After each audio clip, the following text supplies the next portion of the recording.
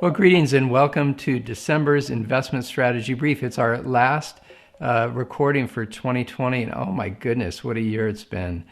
What I want to do today is, as you would expect, touch base a little bit on the election, a little bit on the pandemic, but really try to turn and, on one hand, look at the current environment, but really in the context of sort of heading into 2021. I'll end with a little sort of summary of what we're planning to do for our Outlook 2021. So let's jump in, and if I handle this the way I want, this is going to be just a little bit shorter than past episodes, in that I think they've gone a little too long. I tend to talk, so bear with me. All right, the 2020 election. So actually, as I record this just yesterday, the Electoral College voted. Joe Biden, by that vote, will be our next president. We all know that the House remained in Democratic control, although a slightly smaller majority. And so the real drama now is the Georgia runoff elections. That voting's actually started there. 2 seats up for grabs. If Democrats happen to sweep both those seats, then it'll be 50-50 in the Senate, and Kamala Harris will serve as a tiebreaker vote as vice president and president of the Senate. But even with that, it's a little harder by historical precedents for things to get done in a 50-50 Senate. If, on the other hand, Republicans win at least one of those seats, then they have control of the Senate, and we end up with a more pure divided government. So everybody obviously is watching for that. Both parties are pushing hard to get their people out to vote in Georgia, and we'll see how things unfold in early January. Now, turning to the pandemic, unfortunately, whether you think of this current wave as the second or the third wave, we're in another wave of outbreaks of the virus. It's been attributed to kind of, on one hand, reopenings going on, coupled with colder temperatures, people feeling comfortable re-engaging, and then re-engaging inside. And so now there's a big movement to kind of remind people, stay physically distanced. Certain rollbacks are happening and closings are happening for areas, for states and counties, to try to get the virus back under control. And so that'll continue, obviously, as the weather gets even colder. But that's against the backdrop of very good news. So again, just recently, Pfizer's vaccine was approved for emergency use by the FDA. It was approved over in the UK and a couple other countries. Moderna's vaccine, as I record this, is going to be considered later this week by the FDA for emergency use approval. And so, here in December, there will be whatever the number is, 10, 20 million people that will get an initial initial dose at least. But when we look at the federal projections, which I think are a little optimistic, but maybe it'll happen, it's expected that about 100 million Americans will be vaccinated by the end of the first quarter, with most Americans being vaccinated roughly around the middle of the year.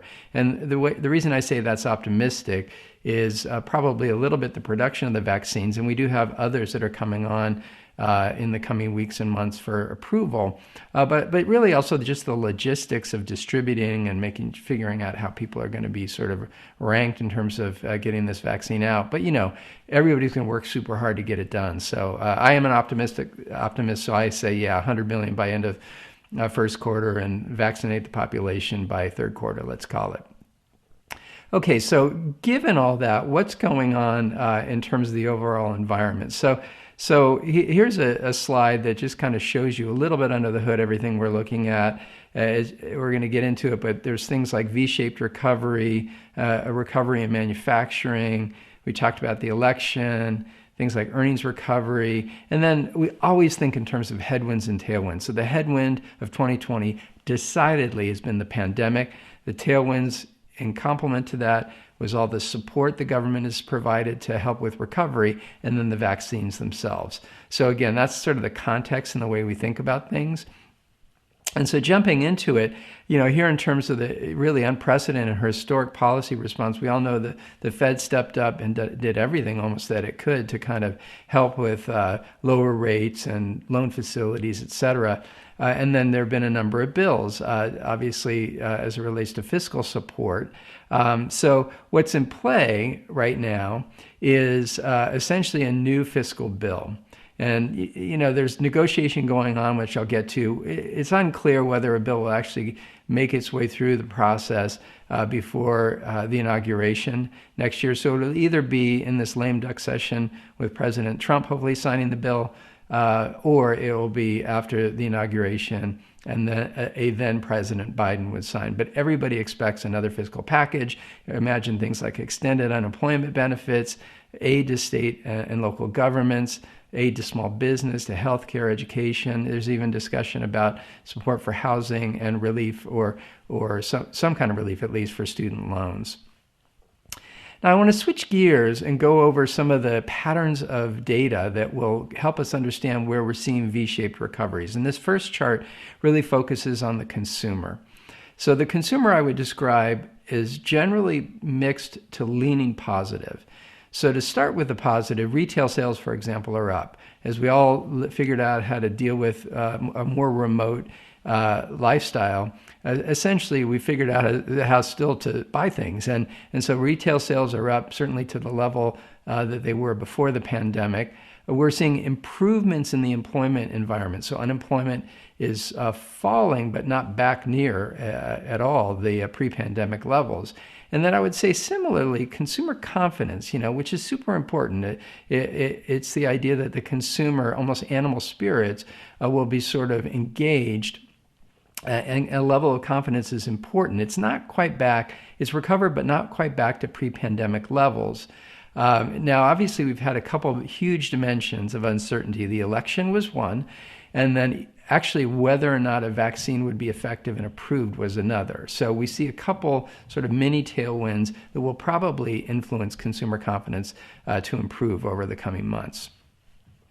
Now, turning to housing, it's been talked about and written about that housing has been a huge bright spot in this recovery. Obviously, it relates to some degree to people working from home and wanting their home, therefore, to be nicer, either through remodeling it, or if they're not happy with their home, go and buy another house. All that sort of feeds this demand for building houses. So permits and starts are up. It's sort of fueled prices going up in general. And though volatile, sales numbers are generally positive, existing and new home sales. And then things like the NAHB Home Builders Index at a level of 90, a very strong reading. Now, business side, I would also say is generally positive. So it's basically, there's a lot of optimism in the business community. So the Purchasing Managers Indexes, for example, survey managers and businesses and ask them how are they feeling about things today and how are they feeling about things looking forward. And when the number is below 50, that means that they expect things to contract. When numbers are above 50, they expect things to expand. Things were positive before the pandemic. They fell sharply as we all got sort of spooked by the pandemic and what might happen. And then since then, they've been recovering back to and beyond their pre-pandemic levels. So it's like this buildup of expected activity in business. And, even harder data like non-residential spending, which is basically business spending, has recovered and has seen a V-shaped recovery. Now, inflation is another data series that we track, and there's lots and lots of inflation numbers you can look at. But the punchline to inflation is basically 2% is the Fed's target. And so if we're seeing costs increase on average 2%, the Fed's happy with that. And as I think we all know, overall, in the last few years, it's been below 2%. And so the latest readings are running around 1 to 1.5, call it, in terms of inflation. And what we'll look at in a minute is there's an expectation inflation is going to go up. But the bottom line is that when inflation is low, that gives the Fed the freedom to continue with very stimulative policy without worries about inflation heating up too much. So the fact that it's been below 2% from a Fed support perspective has been a positive. Now, here's one measure of that forward view. This happens to take two kinds of Treasury securities, what I would call nominal or traditional Treasuries, and then inflation-protected Treasury bonds. And you can look at how the pricing between those two differs, and what's implied by it is the break-even inflation rate for the next 10 years, in this case for a 10-year note or a pair of notes. And so the bottom line is what that market is signaling to us is that inflation is going to rise, is rising, and it's going to come up to around 2%. And we'll look at one other measure that's forecasting above 2%. So again, this is one market measure that talks about inflation going up.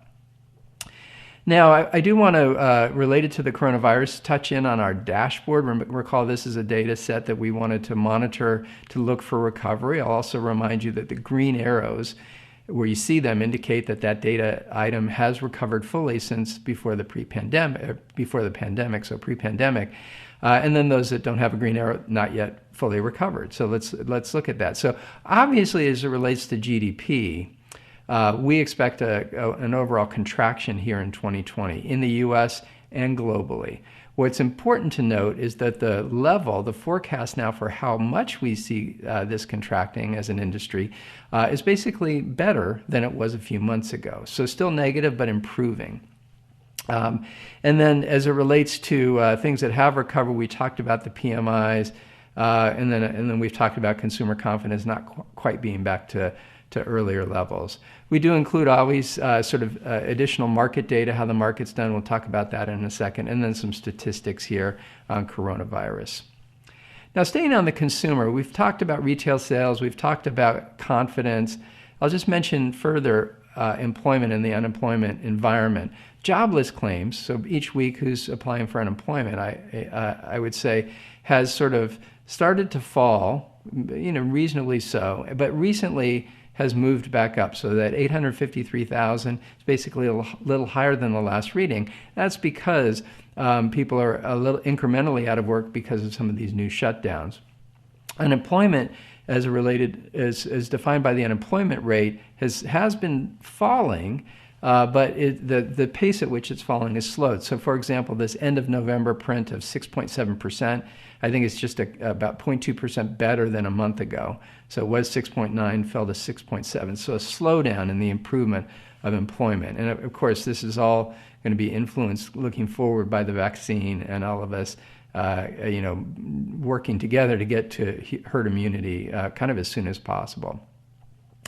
Now, I wanted to share some new data as it relates to employment, really around jobs regained. So this chart shows a couple things. First, you can see on the left the rebound in non-farm payrolls, how much it declined, and then how much it's rebounded. So we're not back to where we started, but it's on its way. And that speed with which it fell and rose was quite striking.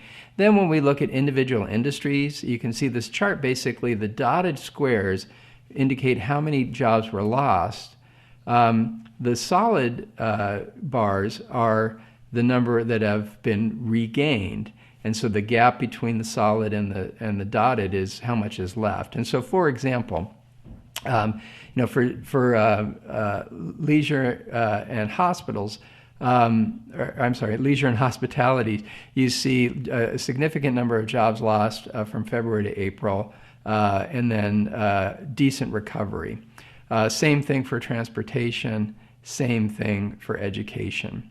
And so, again, what we're seeing is jobs net still lost, but a lot of recovery in a variety of industries. Now, turning to other data that the Fed monitors, we've talked about inflation. So right now, by this one measure, core PCE, it's at 1.4%. I mentioned the other forward-looking measure. This is a 5-year forward swap. So the way to think about this is the market thinks that in 5 years, for the next 5 years after that, inflation will be at 2.2%. So the forecast is for inflation to be higher. You can see the jobless claims we've talked about, and one of the other recent prints at 776. Financial conditions kind of balanced is what I would describe that to be. But then the other thing I'd point out is this Atlanta Fed GDP Now measure, which basically is a sort of a coincident data engine that kind of calculates an estimate, in this case, the fourth quarter annualized GDP. So that measure is super optimistic. It's fed by specific day-to-day new data points that come out. We think it's probably a little too optimistic. And in fact, when we look at sort of our thinking, the consensus thinking, and then other views from across the industry, what we see is slightly lower recovery is called 4% by consensus in the fourth quarter, but then a forecast for above trend growth in 2021. The threshold question here now is all about that vaccine and moving to herd immunity. The faster we can do that, the faster people get more optimistic about that, we should see things recover further in 21.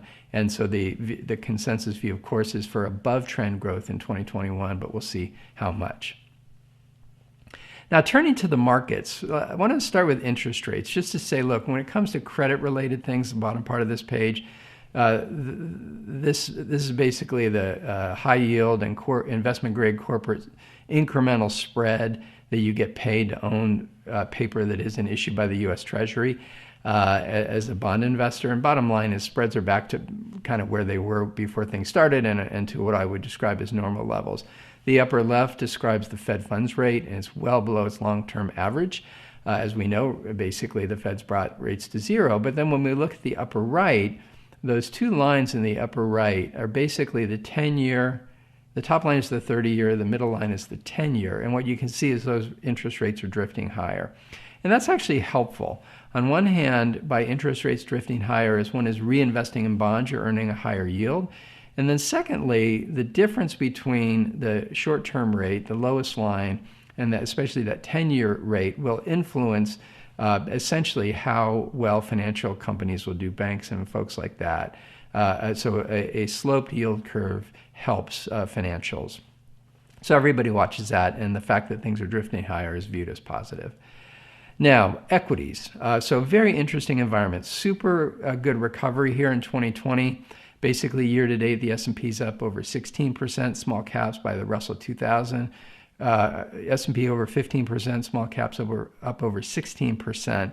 And then what's interesting is, we sort of marked it at September 2nd as a key time to look, because since then we've seen some volatility and we've seen a rotation. So those FANG stocks, those are big tech stocks, basically for the year have returned 90%, but that was most of that was up to September 2nd. Since then, we've seen a broadening of participation. Tech stocks haven't performed as well as the rest of the market, and the S&P 500 equal weighted has outperformed. That means the average return of the S&P 500 stock is doing pretty well.